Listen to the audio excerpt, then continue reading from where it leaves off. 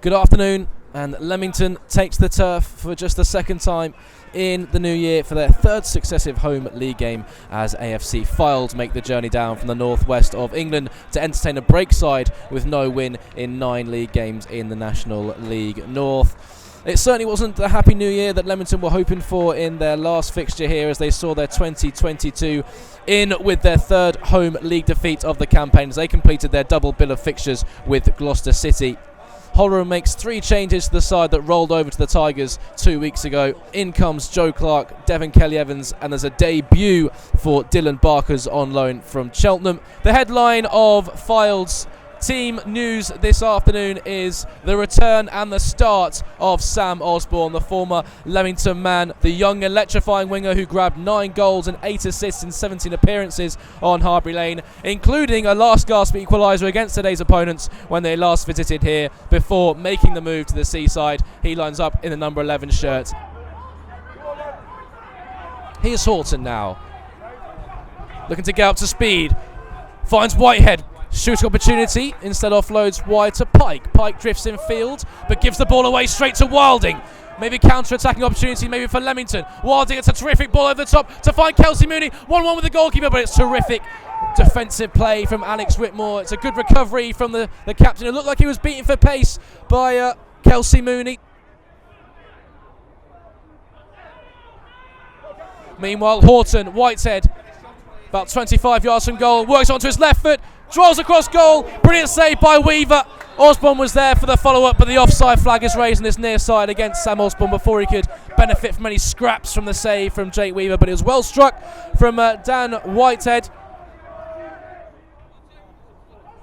So then 23 minutes gone in this one. Leamington 0, Fylde 0. Corner comes in from Delaney and Kelly-Evans. The header is by Barker, and it's just the wrong side of the post for a second there, but it was Barkers who rose highest at the back post and almost had the dream debut, nodding into the bottom corner, but just found the wrong side of the post. Told it then. Midway inside the Leamington half on the left-hand side, offloads to Joyce. Joyce trades passes with Dan Whitehead. Now it's with Horton, with the mud stain in his back from where the off-the-ball altercation took place on the Fylde break a few minutes ago. Horton glides in field on his right foot and will try an audacious attempt, almost call out Jake Weaver, who made the save but spilled it straight into the penalty area. Osborne now looking to dink Weaver, and it's in, and he has his goal. Sam Osborne, it's a dream return to his old stomping ground. It's his second goal of the campaign, and this one was taken in some style indeed. Sam Osborne, on his return to your Co-op Community Stadium, has made his visit well and truly known. Was a thunderous effort from Nick Horton in the offset. Weaver was unsighted, wasn't sure, must have moved in the air, parried it towards his left-hand side. The balls fell to Sam Osborne, edge of the penalty area, had plenty of time to pick his spot, and pick his spot he did. A kiss off the post for good measure as he just lofted it over Jake Weaver, who was helpless on the Leamington goal. And Sam Osborne has his second goal of the season and marks his return to his old stomping ground with a goal on the Harbury Lane end, and Fylde lead by 1-0.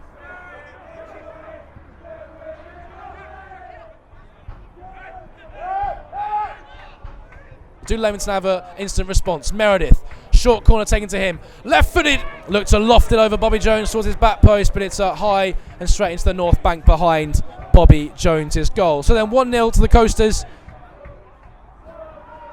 Morley can only play it inside to Whitehead, but it's Leamington battling hard in midfield to win it back. Wilding waits for support from Meredith on the right-hand side, who arrives now. Marauding run from Dan Meredith. In it goes from the right back, dealt with by Whitehead. The Breaks will recycle the ball on the edge of the penalty area. Wilding retreats all the way to Morley towards the halfway line. Morley works it onto his left foot, dinks out across towards Mooney. And Fylde made a massive clear in this, and it was 3 attempts at a clearance and 3 ricochets from 3 different players. Fylde can breathe a sigh of relief as it ricochets last off Sam Wilding and behind for a goal kick, but since their goal, Fylde have been under the cosh a bit in the last 2 minutes since Sam Osborne's opener. So then Leamington have a throw-in, left-hand side, but level with the edge of the Fylde 18-yard box. It's swung in by Joe Clark, might come from Meredith, gets a touch, fires in towards goal, but it's straight into the arms of Bobby Jones, whose positioning was nothing less than perfect there, just to make that look so easy, gathering Dan Meredith's effort.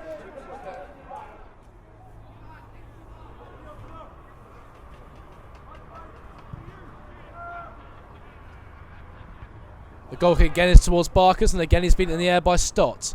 Joyce stabs the ball, but can only find Devin Kelly-Evans. Sweeping ball out towards Morley. Here he is, cross coming to his left foot, goes for goal instead, trying to catch out Bobby Jones at his near post. Simple save in the end for the man between the sticks for AFC Fylde. Now here's Whitehead bursting down the left-hand side. Left-footed ball into the penalty area, is well dealt with by Jack Lane against the onrushing Philliskirk, and Leamington survived what could have been a very devastating counter-attack, but Fylde will come again down the left-hand side with Evans. Slide draw pass in towards Tollett, towards the dead ball line. Terrific challenge comes in from Morrison, which almost sends Tollett over the advertising hoardings. Osborne, meanwhile, tries his luck from distance but gets his angles all wrong this time, and it goes behind the north bank and into the shrubbery behind Jake Weaver's goal, and Osborne can't repeat the feat that saw him score his second goal of the campaign. Corner to Fylde, then it's gone short towards Evans, who caught that well, but Clark snuffed out the well-worked corner kick. Horton again will recycle into the penalty area. Barkers is back there to carrying out his defensive duties to flick the ball away from Philliskirk. Here he is again. Philliskirk gets the ball across, and there's Whitmore to nod in. Fylde second, and has that buried the hatchet for Leamington early in the second half. Really well worked corner in the initial build-up. Farder unlucky. The ball came back in there. He recycled it twice more, and on the second time, the second recycle has come up trumps for them. Philliskirk, the man who scored here last time for Fylde, was score return provider and put it on a plate for Whitmore in front of goal, who had the simple task of nodding past a helpless Jake Weaver for his third league goal of the season. The centre-back captain makes it 2-0 to the Coasters. Leamington 0, AFC Fylde 2. And you have to say, well, they're playing this second half. They fully deserved it. They've taken their chances, AFC Fylde. Leamington have knocked it up a few gears, but Fylde have been clinical. And when the chance have presented themselves, they've buried them into the net. Oh, Jack Lane with a stinging volley on the edge of the penalty area. Caught that really well. Sporting their new boots this afternoon, the lime green, and almost made them count with a stinging volley on his left foot, just shy of Bobby Jones's right-hand post. So I think had it covered.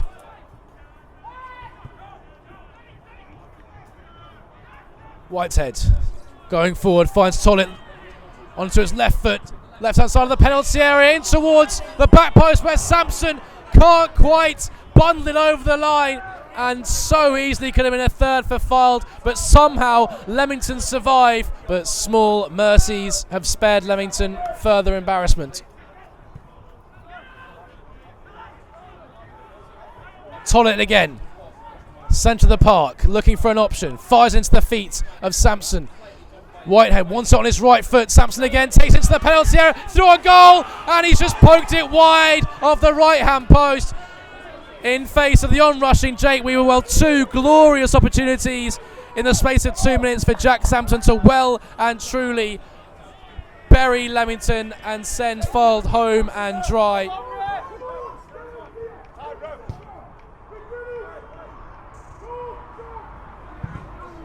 Meredith fires the ball back in towards the penalty area, but again it's cleared by Fylde. Now Tollett can look to mount yet another counter-attack for the Coasters. Heavy touch in towards Steph Morley, brings an end to that one, and the referee brings an end to the game, and it's a thoroughly professional performance from Fylde, who in the end have coasted towards their first win in 5, but any hopes of Leamington grabbing a result were dashed out when Sam Osborne marked his return to Harbury Lane with an absolutely emphatic finish, lobbing over Jake Weaver, a finish that was written in the stars, I have to say, before kick-off. It's Sam Osborne's game. He'll grab the headlines, I'm sure, but Fylde well and truly deserve all the plaudits. A brilliant team performance. For Leamington then, it's no win in 10 for them, and for Fylde, it's their first win in 5. Leamington will go again in the Birmingham Senior Cup on Tuesday against Tamworth, but until then, it's finished here. Leamington 0, AFC Fylde 2.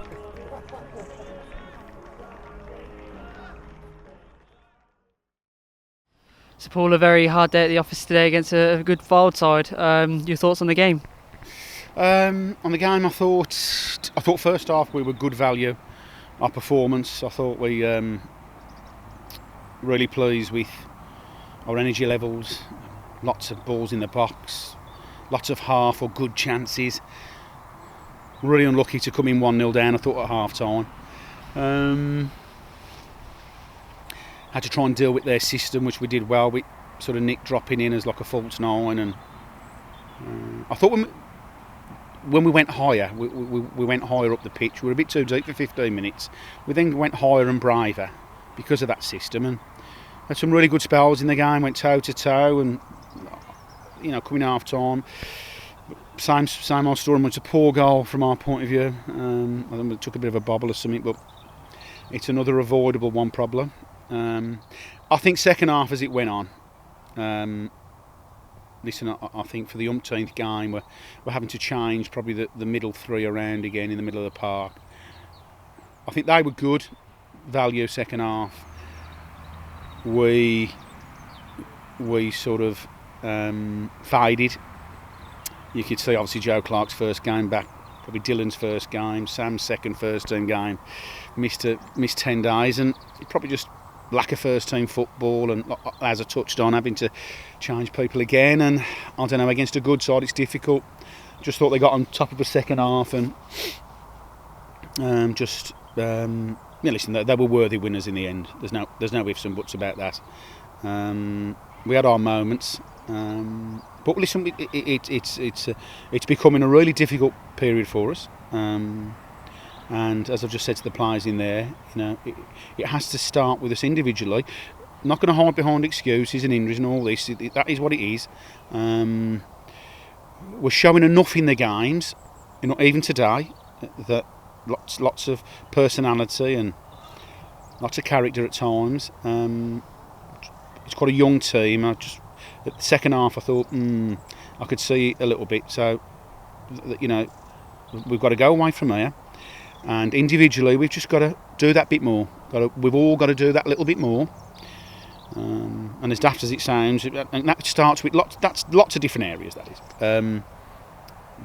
You look at how they've got the crossing for the second goal. Should never be coming in the box. We're just, I think, throughout the team and throughout the first team club staff, we can all do a little bit more if we're going to be honest.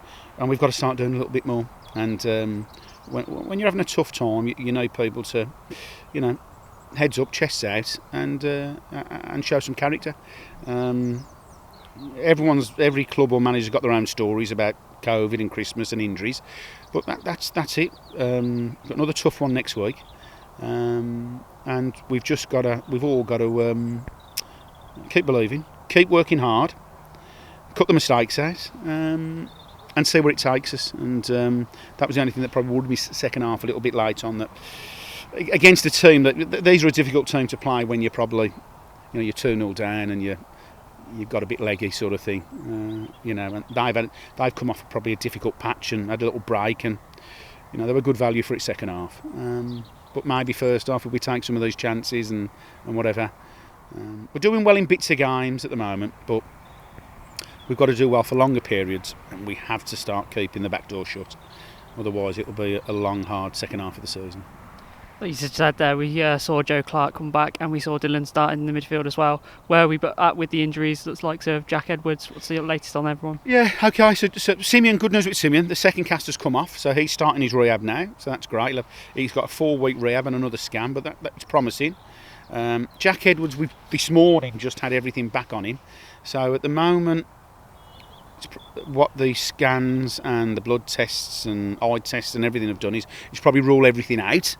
So there's a little bit of the unknown with it, but he's gradually been getting back into training, and there's a conversation and a chat to have probably later now about, we've had a little one this morning, I'm going to have the one after about maybe is it possible, there's a possibility we won't be able to just bring him back into the group slowly and see how it goes. I think Jack's happy the fact that it's probably ruled out the scans and the x-rays and the blood tests and everything else have ruled out everything that it could. So yeah, it's good news on both of them, but it's probably still a little bit away.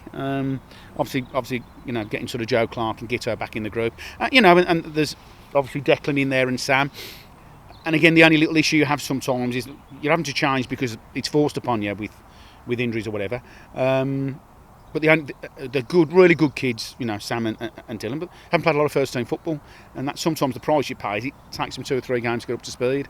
And that comes back to what I'm saying. I just think individually, over the coming weeks, we've all got to up our game, and we've all got to individually just work that little bit harder and not shirk our responsibilities.